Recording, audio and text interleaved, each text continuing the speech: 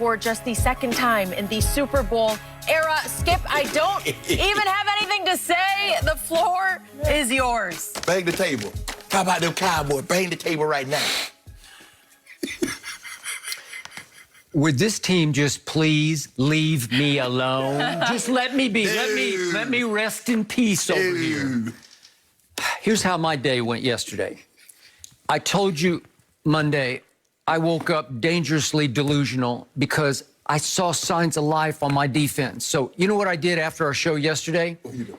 You know how my mind starts working. I start thinking, you know what? This just could be the Sunday. This could be the ultimate trap game, the ultimate trap game for the Pittsburgh Steelers because they're coming off a huge rivalry win at Baltimore. They pulled it off. Yep. They are in the catbird seat.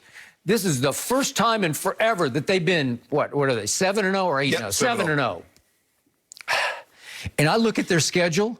They got the woeful Cowboys, then they got the Bengals at home, then they go to Jacksonville, and they're probably thinking, exhale. Let's just take a little breather here as we get ready for a Thanksgiving night rematch with the Baltimore Ravens in Pittsburgh, right? Yep. And I'm thinking, you know what? Pittsburgh might be a little overrated because they are really good on defense. Pro Football Focus says they have the best defense. They lead the league in sacks. They get at the quarterback. They ever. But Pro Football Focus ranks the Steelers' offense 24th. And I'm thinking, you know what? Pro Football Focus also on its weekly All-Pro team put two of my Cowboys on defense on the All-Pro team, DeMarcus Lawrence and Trevon Diggs. After he got smoked a couple times in Philly, he got Carson Wentz back twice. And nearly put us back in position to steal the football game, except for Benjamin Anthony DiNucci. Bad. No, he just wasn't up to that task. But Andy Dalton's a whole nother story. Best backup quarterback in pro football. And I'm thinking, wait a minute. Andy's played the Steelers a bunch in his career. So I looked it up yesterday. 16 times he has played Mike Tomlin's Pittsburgh Steelers. His record isn't very good. It's 3-13, but he was playing for the Bungles. But you look at his stats, 19 touchdowns to 14 interceptions. Not terrible against Mike Tomlin's defense over 16 games, right? So will Andy Dalton be scared on Sunday? No, he won't be scared. Like, I got a shot. If Andy's back from his concussion protocol and my defense could somehow stymie the Steelers' offense, because we actually had 4 takeaways. We had 3 the whole year. We had 4 on Sunday night at Philadelphia. Which was the fewest at that point in NFL history. That is correct. So I'm thinking, even though we're still dead last in points allowed and we're still dead last in turnover differential at -11, I saw rays of hope. And I'm thinking, what if they shock this team? Because, look, we have 3 games left in the division.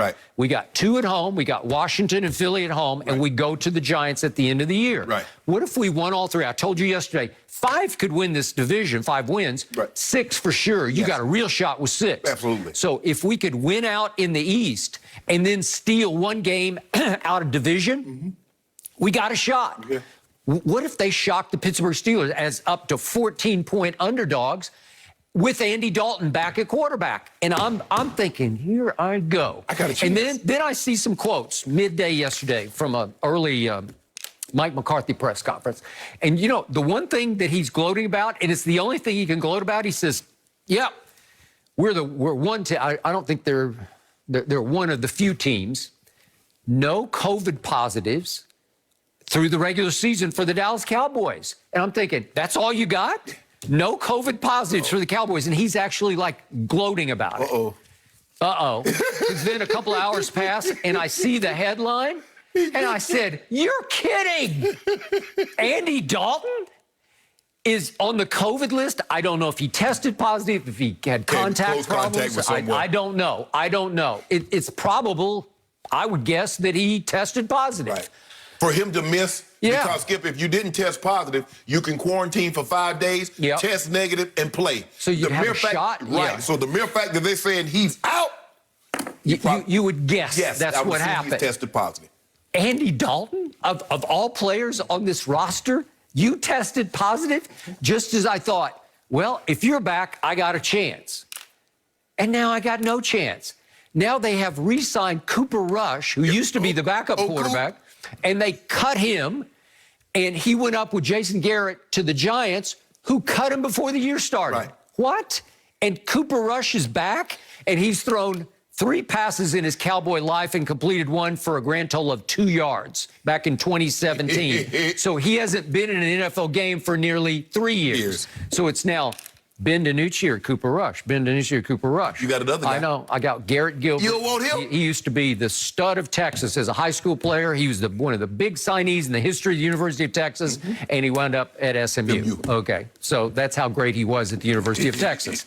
So I'm going to assume it's now Cooper Rush or bust on Sunday. Cooper Rush out of Central Michigan, who went undrafted. And here we go again. At least DiNucci was a 7th-round pick, like Shannon Sharp was. So now I'm just crushed again. I cannot even get a break. I can't get a COVID break. I just lost the best backup in pro football. Andy Dalton is on the COVID list, and I'm on the I'm out of here list, right? Yeah, you on life support list with your Cowboys. Skip, all of your quarterback options are bad. The mere fact, let this sink in, because the Cowboys tendered Cooper Rush for $2.1 million. They did. And then all of a sudden, Andy Dalton became available. Out of nowhere. They released him. Yeah, and they ate that money. That should, Skip, that should tell you something. If you believed in Cooper Rush, why would you sign Andy Dalton? Here's a guy that had That's a good point. This guy had been in your system since 2017. Mike McCarthy says, I'm going to leave the terminology in because that's what Dak is familiar with.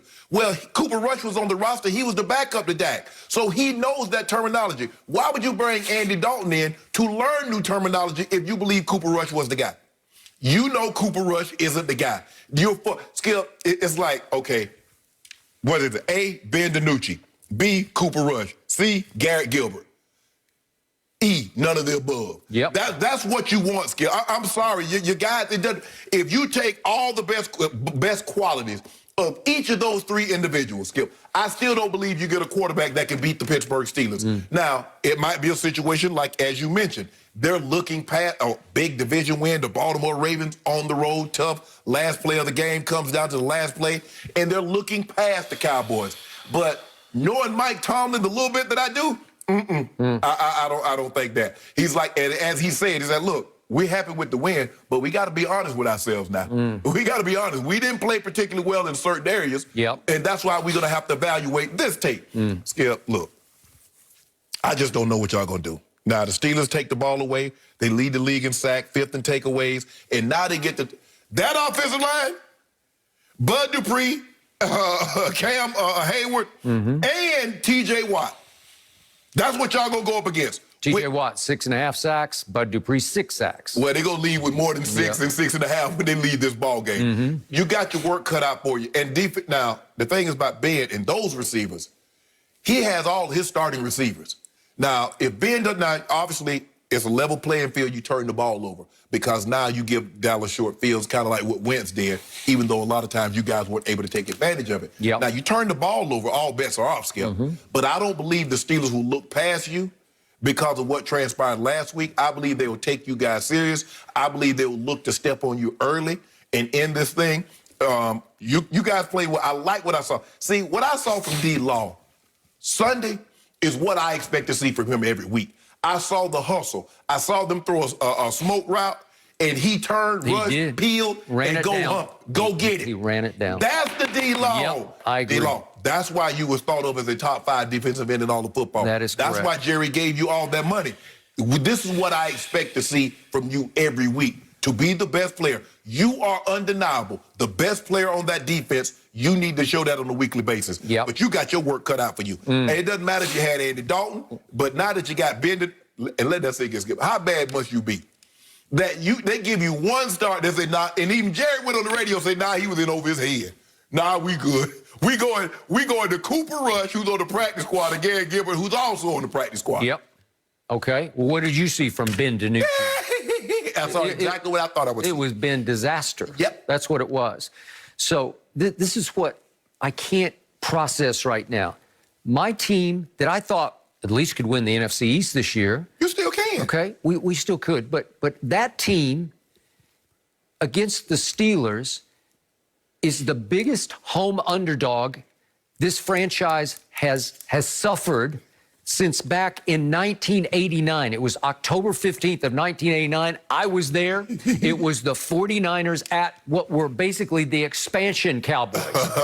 They did have one really good player at receiver in his second year, and his name was Michael Irvin. Yes. And guess what happened that night? He broke his leg, didn't he? He tore his ACL. Yeah, okay. And he was gone the rest of that year and the first 4 games of the 1990 campaign. That was how bad that game got. And that 49ers team was loaded. It was Joe Montana's greatest year, but here's the irony of that game.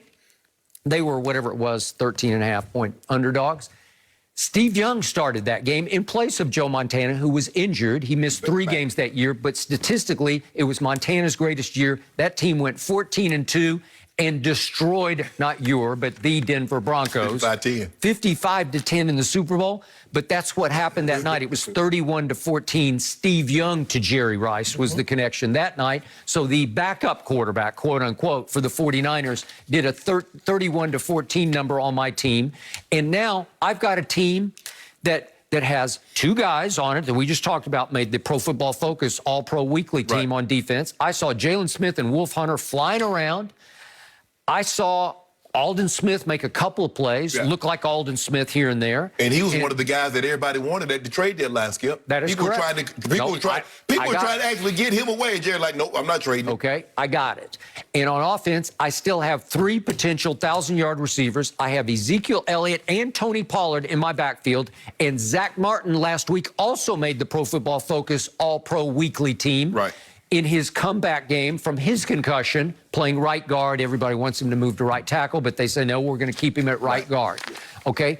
There's too much firepower left on my team for this to happen. They're 0-8 against the point spread, which is the worst start of any team dating back to the 2003 Raiders, the 91 Cincinnati Bengals.